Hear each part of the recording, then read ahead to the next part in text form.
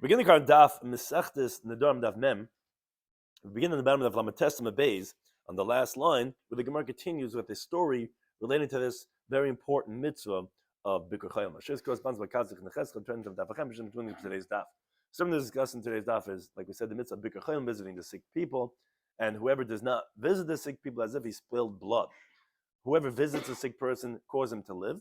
Whoever does not visit a sick person causes him to die.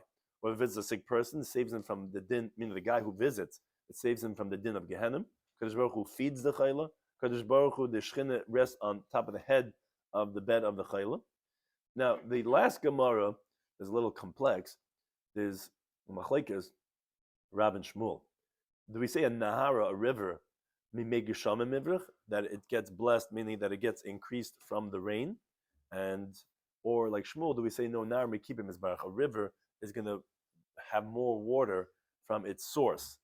And the significance of that is regarding we you could taival, if we consider that as rainwater, or do we consider it as spring water?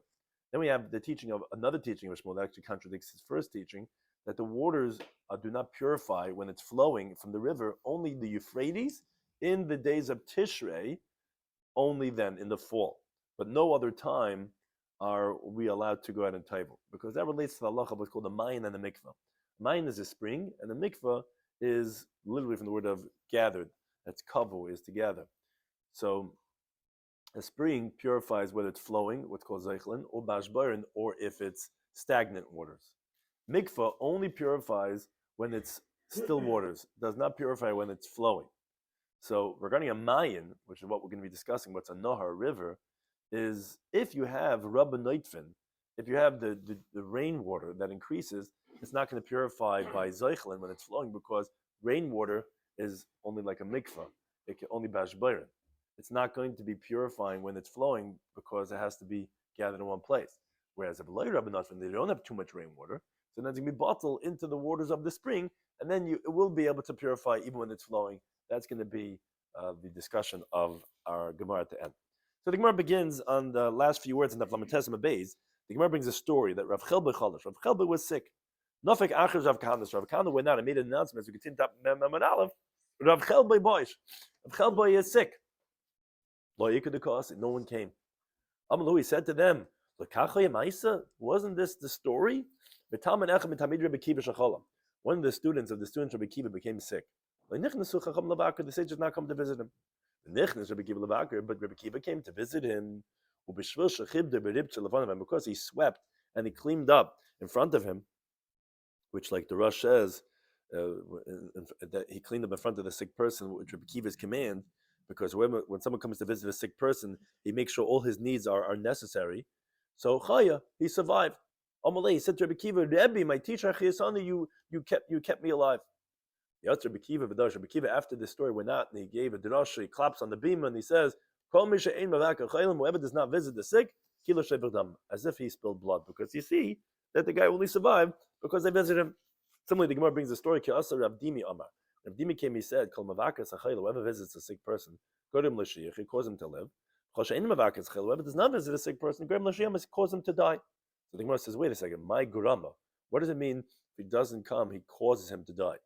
If you mean whoever visits a sick person, he sees him, look at the state that he's in, and he beseeches mercy that he should live, and if he causes him to live, and whoever doesn't go ahead and visit a sick person, he davens for him that he should die. Do you think that he davens that he should die? So what does this mean, that if he doesn't go and visit him, that then he's going to cause him to die? Ella rather says the Gemara, there's a few ways of interpreting this, but the Gemara says, whoever does not visit a sick person, does not daven for him, he's not visiting him, so he's not really paying attention to the guy. So he's not going to daven for him not to live and not to die.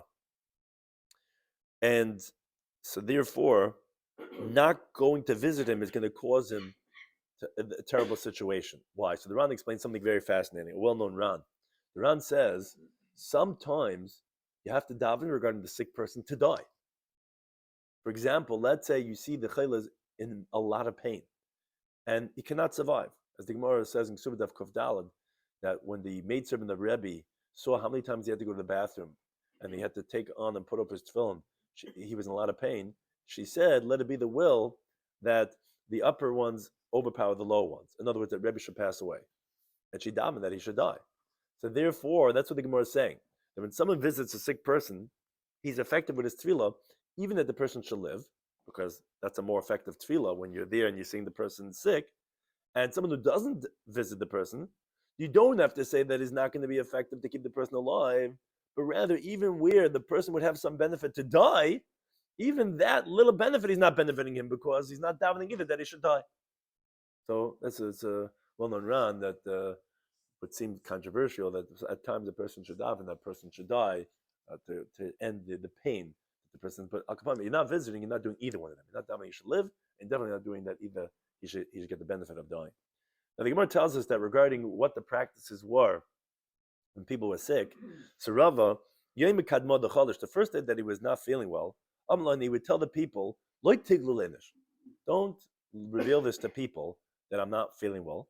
He didn't want to have that his mazel should be weakened, because as the Gemara tells in Shabbos Lamed Beis Aleph, like a muscle, when the ox falls, they sharpen the knife. Meaning to say, if a person's down, that's when they really get kicked around. So he says, maybe a small request that my enemy is going to make for my bad is going to increase my sickness. So he didn't want to weaken his mazel. People say, "Oh, he's not feeling well. Oh, okay, he deserves it, whatever." So the first day he was sick, he didn't let people know. But if he continued to be sick from that point onwards, he said to people, "Okay, go out and announce that Rav is not feeling well in the street." Why?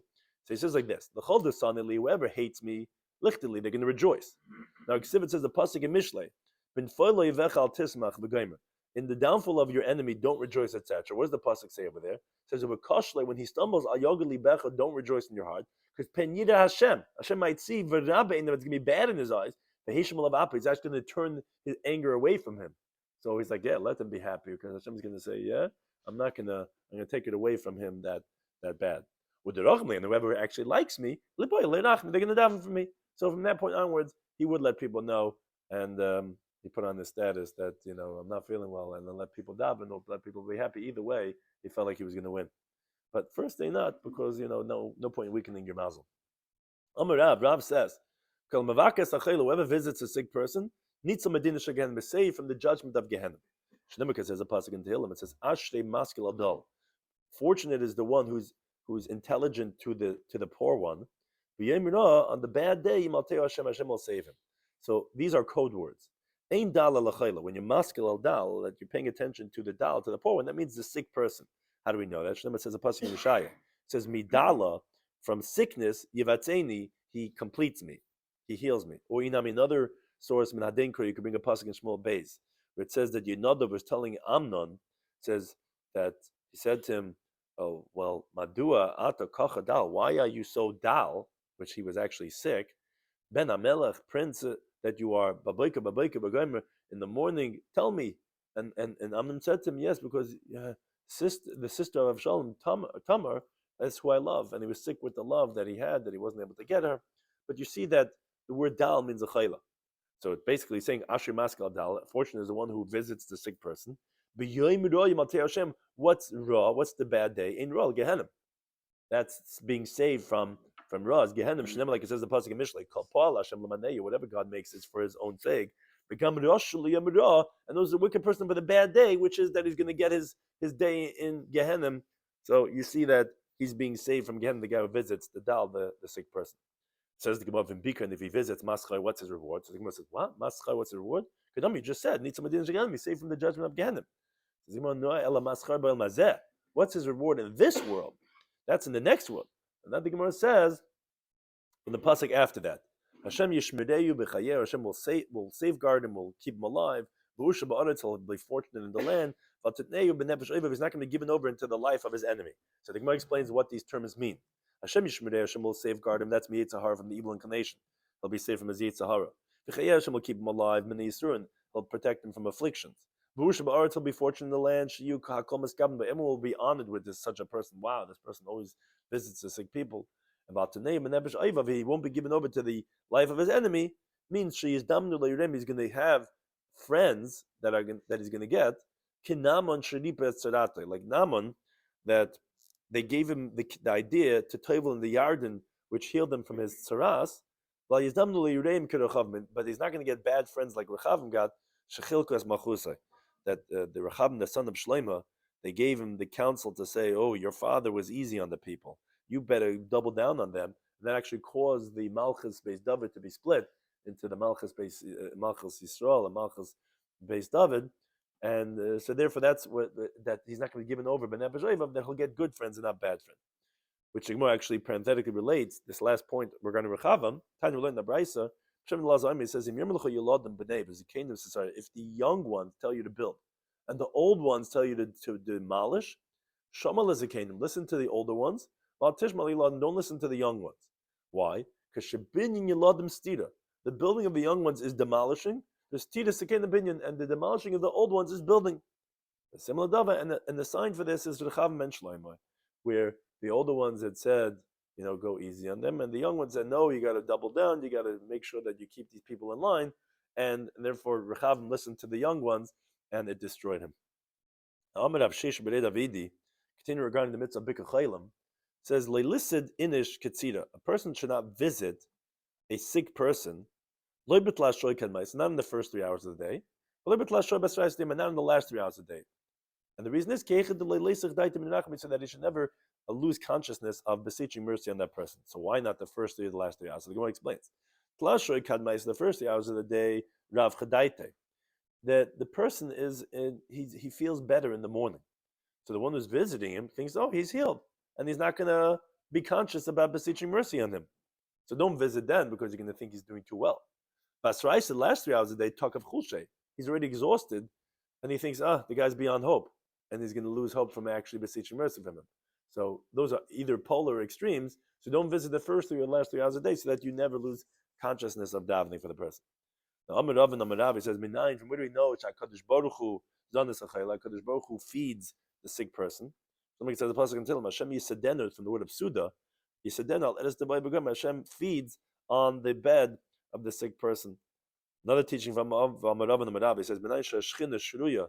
Where do we know that divine presence rests above the bed of a sick person? Shemai says in the pasuk, Hashem Yisadenu Al Eres Devay. Hashem will support him on the bed of the sick person. So you see that he's above the bed of the sick person. Certainly in the Brisa, if someone comes to visit a sick person, you shouldn't sit not on the bed, not on the bench, not on a chair, which the Ram brings that someone to say that specifically if the chayla is laying on the ground, where it would come out the one who's visiting is higher than the Makom HaShechina. Here nowadays they don't lay on the ground. Rather than if he's on the ground, the person should cloak himself should sit on the ground. Because the divine presence rests above the bed of the sick person, like says the pasuk, Hashem Yisadenu Eres Devay, Hashem will support him on the bed of the sick person. Now, another teaching, which is seemingly unrelated, but it's just from Amar Rav and Amar Rav, he says the following teaching: Mitra b'Marava, when there's rain in the west, meaning in Eretz Yisrael, Sahadar Rabba Pras. A great witness to this is the Euphrates River.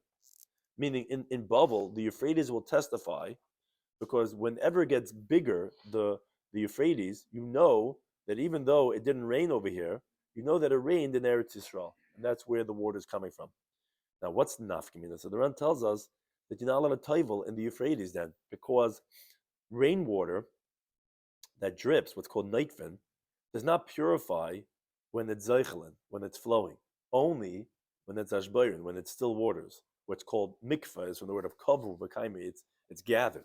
As the Sifri teaches in the Brisa, you would think just like a mine in a spring purifies when it's flowing, so too a mikvah would purify when it's flowing. That's what it teaches. No, ach ma'in bar, a ma'ayin purifies when it's flowing. A mikvah as a bar, it only purifies when it's still waters. So therefore, wherever you have to be concerned that maybe there's more nightfin, more rainwater than zeichelen, than the original flowing waters of the spring, it's going to be forbidden. And that is when the river gets very big. But if, let's say, it was getting bigger a little bit at a time, or let's say it didn't get increased so much, just a little bit, where you're not in doubt regarding the increase of the rainwater, then it's going to be permitted, as you teach in the Bryce and the Tosefta. Rabbi Elazar bar Tzaddik testified regarding the zeichelen that were rubber on the nightfin, that had more than the rainwater, that's going to be kosher. So that's the teaching of Rav. Now, Upliga de Shmuel says the Gemara that disagrees with Shmuel. Because Shmuel says, Nara river mikepe, which means from its rock. In other words, what it means to say from its source is mizbarach. That's where it gets bigger from. So although we see that when it rains, the rivers get higher water level, the primary increase is actually from its own source. As the Gemara says in Tainis of Chafei Beis, for every drop of rain that you get from above, the tahaim, the depths of the earth, increase it double that amount. So it comes out that when you're having the flowing waters, it's always going to be more than the rainwater. Because for every tefach of geshamim, there's 2 tefachim of the ma'ayin. So therefore, according to Shmuel, you're always allowed to toivel in rivers. Even when you see that it rains so much, it doesn't make a difference, because for every tefach of geshamim, you have double that you have from the ma'ayin. Now, so that disagrees with Rav, who says, no, when it's rained a lot in Eretz Yisrael, it's going to increase the Euphrates, and therefore you're not allowed to toivel the Euphrates because it's from rainwater. So we have Machlekes Rav and Shmuel. But then the Gemara says, actually, upliga de Shmuel ad Shmuel. The teaching of Shmuel actually contradicts his own teaching, because we have another teaching, Nama Shmuel. Shmuel says the following teaching. It says, Eina mayim mitarden bezoichlin. The waters will not purify it when you're toiveling in it, when it's flowing, because you have to be concerned that maybe there was an increase of rainwater. You always have to be concerned, as you get into the base, Ella Podas B'Yimetish Bavad. The only exception is the Euphrates in the days of Tishrei, in the fall season. Why? So the Ran explains, because that's not a time of rain, and neither is it a time of the melting of the snows. Either one of those would be an increase of water from somewhere else. So the Ran points out, he says, it's not like we're coming to make all rivers forbidden except for the Euphrates, and we're also not coming to prohibit the Euphrates from all year round, and if it's not the days of Tishrei. It's just that since the whole concern is maybe you're going to have more increase of rainwater over the flowing waters of the river, wherever we're well versed in the Euphrates in the days of Tishrei, how much it increases, and so to other rivers, if we know by them that they never diminish from a certain water level, even when there's a drought and it's very dry, as long as we don't see more than that measurement, so what should we be concerned for? We're not going to be concerned that maybe Yir Ben Noit Final Zechel, because we know the water level of the river itself never gets less than that, and that's where it's holding right now. But he says, Shmuel is teaching us 2 halachas. Why does he say specifically Podas B'Yimei Tishrei? He wants to tell us 2 things. First of all, that rivers that dry up totally, you can never table in such a river. Why? Because since sometimes they totally dry up, we'll always have to be concerned by them that maybe the reason why the water is here is from rainwater or from the melting in the snow. Because we're concerned that maybe they're rainwater, which it does not purify when it's flowing, only when it's gathered and the river is flowing. Therefore, Shmuel says that the water is not going to purify when it's flowing, only the Euphrates or what's similar to the Euphrates, which never dries up, which that's just coming to exclude what's called Maim HaMachazvim, that they're lying, so to speak, because they could totally dry up. That's why he said Paras. But it means Euphrates and those which are similar. Another thing Shmuel is coming to tell us is that by the Euphrates and those that are similar to it, which never totally dries up, you're not allowed to toivel in it unspecific the entire year if you're not a baki, if you're not well versed in the river water level. Only in the days of Tishrei, because in the days of Tishrei, it's not a time of rain, and it's not a time of melting in the snow, and therefore even someone that's not a baki in it, you don't have to be concerned that maybe there's more rain than the river. But in a chanami, if someone is well versed in the Euphrates or those which are similar to that, then the entire year, if he sees that it didn't increase on more than the flow that it has in Tishrei, so that to be concerned that maybe there's an increase of rain, you're right, the rest of the year he could tell it also. And so let's say he sees in Tishrei that it got so big until it's possible to be concerned that maybe there actually is more rainwater, then you're right, even in Tishrei you wouldn't be able to tell it. It's just a Shmuel saying stama, that someone that doesn't recognize, even in rivers that don't totally dry up, you have to be concerned the rest of the year that maybe of its increase. But in the days of Tishrei, you don't have to be concerned, although it's possible, but you don't have to be concerned at that time. That's why he says Euphrates, which means, and similar to that, which is Amachazim, and he also says regarding the days of Tishrei. Now the Gemara has one last teaching related to this, that Abua de Shmuel, the father of Shmuel, Ovid lohin mikvayis labanse b'yemi Nisan. He made mikvayis for his daughters in the month of Nisan, and the reason is because when it's already in the spring, he was concerned for the melting of the snow throughout the winter, so he didn't let them toivel in the flowing rivers. Umafot b'yemi Tishrei, and however in Tishrei is when he made mats for them, which in the river, which that's permitted, because like we said, then there's no concern for melting snow or for any rain, and therefore he allowed them to toivel in the river. Now, why do he have? What are these mats for? Either that he put them beneath their feet because of the mud, so that they shouldn't go ahead and have a chatzitza, or it was no, the mats actually were there to actually be vertical, to actually be as sneas that they could toivel and have like somewhat of a mechitza. And the main idea that it's saying from the father Shmuel is that he actually let them toivel in the river because in the days of Tishrei, there's no concern for that of the rainwater, and therefore flowing waters is okay. And this that he said that in the days of Nisan he made for them mikvahs, says the Ran that someone to say that it means from Nisan to Tishrei, and for sure in the winter months. Says that wording he doesn't like so much because it should have then said that he made mikvahs for his daughters all year round, and the mats in Tishrei. Why does it say that he made mikvahs in the days of Nisan? So he just explains very practically. He says that the daughters of the father Shmuel, in the winter, they didn't toivel in the river simply because it's too cold. Rather, they had mikvahs in their homes. In the days of Nisan, where it's already springtime, then they started toiveling in the rivers. But the father prepared for them over there in Nisan mikvahs outdoors that they were toiveling them up until Tishrei because he had to have them gather the waters because he was concerned about the rainwaters and the melting snow that's problematic when it's flowing. The days of Tishrei, he didn't require them to have mikvahs because, again, there's no concern about the night from the rainwater. And therefore, he just made for them mats that when they went in the days of Tishrei, and then when they came to winter, they would go back and toivel in their homes. And then you have this big run that basically discusses regarding what actually is the halacha, how to paskin regarding these halachas of do you have to be concerned, do you not have to be concerned, can you toivel in certain rivers or not? Thank you for anytime hosting us.